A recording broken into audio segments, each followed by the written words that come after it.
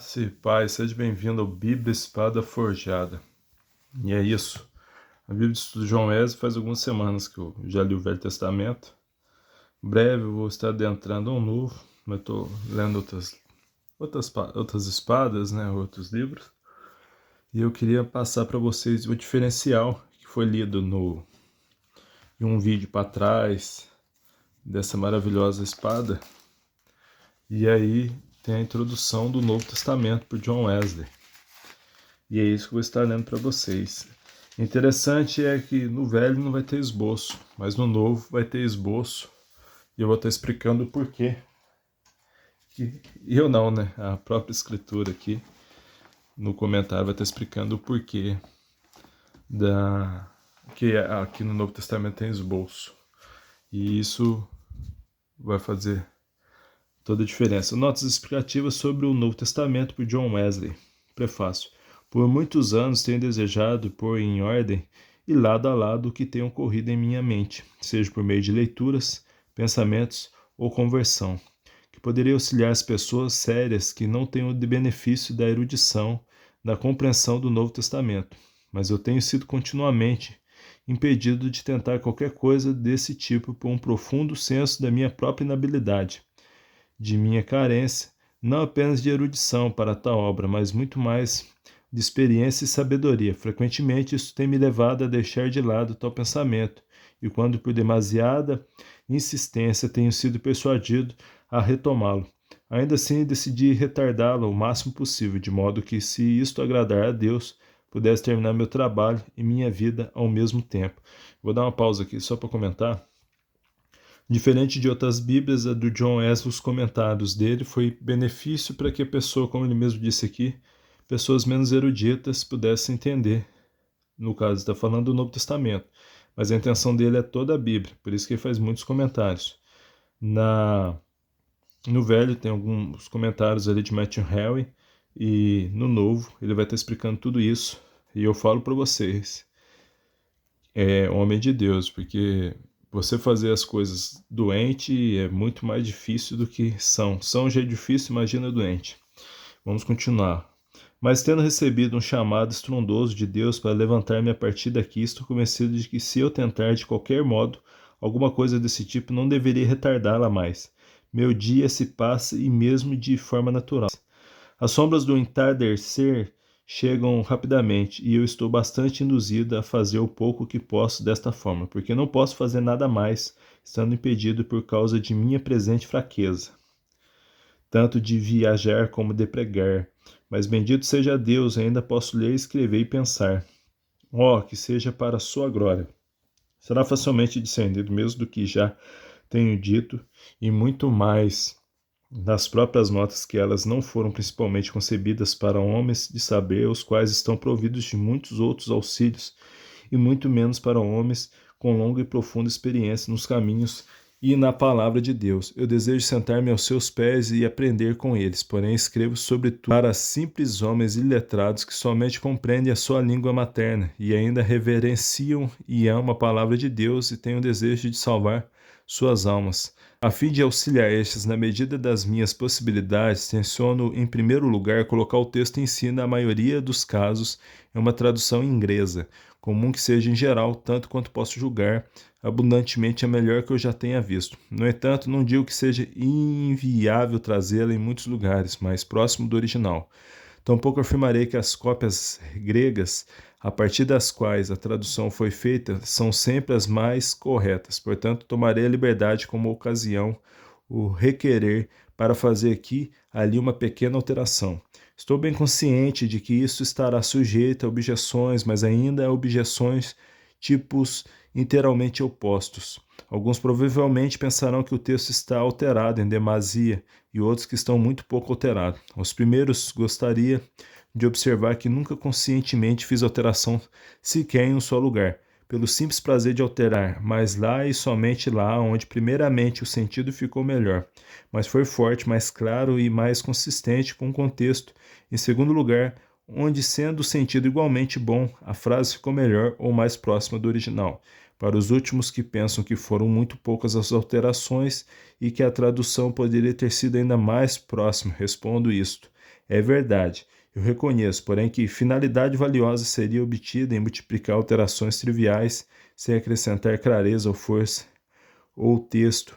Eu não poderia deixar. Aqui, ó, vou só ler o comentário embaixo. Com a saúde bastante abalada por causa de uma tuberculose, Wesley convalesceu em Hot Wheels, região de águas minerais próximos de Bristol, a partir de novembro de 1753. Limitando em suas ações, aproveitou a oportunidade para realizar o projeto de comentar o Novo Testamento, ou seja, ele estava com tuberculose, saúde bastante debilitada, conforme ele disse aqui, e por isso a gente vai ter essa diferença no Novo Testamento do Velho, que creio que ele dedicou mais tempo. Olha lá, ó, nota, né? John Albert Bengel, em 1687 e 1652, teólogo luterano alemão, ligado ao movimento pietista que se destacou pelo trabalho de crítica textual, pelas anotações exegéticas do Novo Testamento. Wesley indica aqui as demais fontes de seus comentários ao lado da obra de Bengel, John Wenning, em 1685 a 1759, que Wesley grafa. Wenning é teólogo anglicano, conhecido como doutor místico, por causa de sua ênfase no misticismo. John Greasy, 1680-1621, ministro dissidente, escreveu uma exposição prática dos 4 evangelistas na forma de parafrase. Philip Doddridge, 1702-1751, também teólogo dissidente da Igreja da Inglaterra, alcançou notoriedade não apenas por suas obras, mas também como escritor de hinos. Manteve correspondência e relações amistosas com Wesley. A unidade cristã é uma das principais preocupações de Wesley.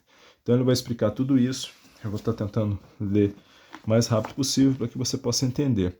Lembrando, essa aqui é a Bíblia de Estudo de John Wesley, a versão dela é NAA.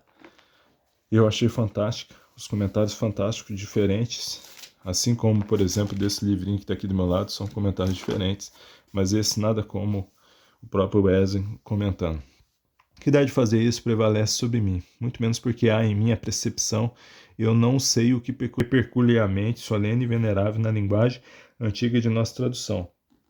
E supondo que essa seja uma percepção equivocada, um exemplo de fragilidade humana ainda, não é uma fragilidade desculpável mostrar-se relutante em romper com o que temos nos acostumado há muito tempo e amar as próprias palavras por meio das quais Deus tem frequentemente transmitido força e conforto para as nossas almas. Empenhei-me para que as notas fossem as mais breves quanto possível, para que o comentário não obscurecesse ou absorvesse o texto, e tão simples quanto possível em função de meu propósito principal, auxiliar o leitor inculto. Por essa razão, evitei diligentemente não apenas todas as investigações curiosas e críticas, e todo o uso de linguagens acadêmicas, mas todos esses métodos de raciocínio e modos de expressão com as quais as pessoas na vida comum não estão familiarizadas. Pela mesma razão, como preferi me empenhar em afastar ao invés de propor e responder questões assim, declinei deliberadamente de aprofundar-me em muitas dificuldades para que não deixasse o leitor ordinário atrás de mim. Previamente planejei escrever apenas o que ocorre na minha própria mente, sem consultar ninguém, exceto os escritores inspirados. Porém, mal me familiarizei com aquela grande luz no mundo cristão que partiu recentemente para sua recompensa. Vejam, mudei por completo os meus planos, estando plenamente convencido de que prestaria maior serviço para a causa da religião se apenas traduzisse Gnomon Novo Testamento do que escrevesse muitos volumes sobre ele. Portanto, traduzi muitas de suas excelentes notas, muitas, mas e resumi omitindo aquela parte puramente crítica, transmitindo o conteúdo do restante. Do mesmo modo, aquelas várias interpretações em que ele demonstrou ter a vasta maioria de cópias e traduções antigas do seu lado, incorporei sem escrúpulos ao texto, o qual, segundo seu método, dividi durante todo o tempo, embora se omitia a divisão comum em capítulos e versículos que é usado em várias explicações, de acordo com o assunto que contém, fazendo uma pausa maior ou menor conforme o sentido requerir. E mesmo esta é uma ajuda certa em muitos lugares, que alguém que jamais tentou dificilmente poder conceber. Eu não vou estar lendo assim com tanto detalhe, mas durante algum tempo carreguei comigo a dúvida se não deveria juntar cada nota que recebi deles o nome do autor de quem ela foi tomada, especialmente considerando que transcrevi algumas e resumi muitas, mas quase que nas palavras do autor. Entretanto, após consideração mais profunda, resolvi não nomear ninguém para que nada distraísse a mente do leitor de manter-se próximo do ponto em análise, recebendo o que é dito somente de acordo com o seu valor intrínseco. Não posso me vangloriar tanto para usar as palavras de um dos escritores acima mencionados, a ponto de imaginar que não cai em erros em uma obra de tão grande dificuldade. A minha própria consciência me absolve de ter deturpado intencionalmente uma única passagem da Escritura ou de ter escrito sequer uma linha com o propósito de inflamar os corações dos cristãos uns contra os outros. Deus não permita que eu transforme as palavras do muito manso e benevolente Jesus em veículo para transmitir tal veneno. Quisera Deus que todos os nomes de partidos e frases e formas sem base nas escrituras que têm dividido o mundo cristão fossem esquecidos e que nós todos pudéssemos concordar em sentar juntos como discípulos humildes e amorosos aos pés de nosso mestre comum, para ouvir a sua palavra, absorver seu espírito e transcrever a sua vida na nossa própria. No que diz respeito às Escrituras, em geral pode-se observar que a palavra do Deus vivo, também dirigida aos primeiros patriarcas, foi no tempo de Moisés entregue à Escritura. A essa foram adicionados, durante várias gerações, os escritos inspirados dos outros profetas. Depois, o que o Filho de Deus pregou e o Espírito Santo falou por intermédio dos apóstolos foi escrito pelos apóstolos e evangelistas. Isso é o que agora denominamos como Escritura Sagrada.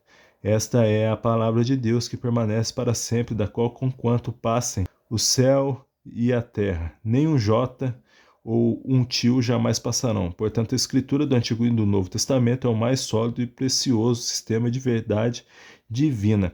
Cada parte dela é digna de Deus e todas juntas formam um único corpo completo, no qual não há defeito, nem excesso, e a fonte de sabedoria celestial. Aqueles que são capazes de prová-la preferem-na a todos os escritos dos homens, mesmo que sábios, eruditos e santos, lembrando, como John Wesley gostava de ser conhecido, o homem de um livro só. O conhecimento exato da verdade nos escritos inspirados foi acompanhado por uma série exatamente regular de argumentos, uma expressão preciosa de seu significado e um vigor genuíno de afeições apropriadas. A cadeia de argumentação em cada livro é brevemente exposta na tabela que o precede e também contém o seu resumo, qual pode ser mais útil do que prefixar a argumentação de cada capítulo, considerando que a divisão do Novo Testamento em capítulos foi feita na Era das Trevas, e de forma muito incorreta, com frequência separando as coisas que estão intimamente unidas e unindo aquelas que são inteiramente distintas uma das outras. Na linguagem dos escritos sagrados, podemos observar a profundidade absoluta junto com a extrema facilidade. Todas as elegâncias das composturas humanas se reduzem a nada. Perante ela, Deus não fala como homem, sim como Deus. Seus pensamentos são muito profundos e, consequentemente, as suas palavras são de virtude inexaurível, e a linguagem dos seus mensageiros também é exata no mais elevado grau, pois as palavras entregues a eles correspondiam acuradamente à impressão causada em suas mentes. Por isso, Lutero afirma que a teologia nada é senão a gramática da língua do Espírito Santo. Para compreender isso completamente, devemos observar a ênfase que se encontra em cada palavra, as santas afeições ali expressas e as disposições demonstradas por cada escritor. Mas quão pouco essas coisas, especialmente as últimas, são consideradas. Contudo, elas estão maravilhosamente difundidas por todo o Novo Testamento e são, na verdade, uma contínua aprovação de que age ou fala ou escreve. O Testamento são todos aqueles escritos sagrados em que o Novo Testamento ou o Pacto é descrito. A primeira parte contém os escritos dos evangelistas e apóstolos, a última o Apocalipse de Jesus Cristo. Na primeira está no princípio a história de Jesus Cristo, de sua vida na carne até a sua ascensão ao céu. A seguir a instituição e a história da igreja cristã. A partir do momento de sua ascensão, o Apocalipse expressa o que há de ser com respeito a Cristo, a igreja e ao universo, até a consumação de todas as coisas. Aí adentramos ao Novo Testamento, livro de Mateus. Vamos estar falando, bem explicado, bem mostrado, diferente do Velho Testamento. E em breve eu mostro para vocês ela toda, mas lembrando que isso aqui precisa ser ressaltado para que você entenda qual a diferença da Bíblia de John Wesley. Mais uma vez é da Sociedade Bíblica do Brasil, a editora que não foi dita, embora o pessoal já deve estar acostumado. Nova Almeida atualizada, ela é muito linda, recomendadíssima aí. Isso aqui é do canal e o selo pessoal de John Wesley. Tá certo? Que Deus abençoe a vida de cada um de vocês e que possamos estar crescendo juntos aqui, motivando a leitura, a busca e o conhecimento e o manejamento da espada da palavra de Deus. Ficamos por aqui. Se inscreva no canal e deixe um joinha e um like. Graça e paz. Deus abençoe.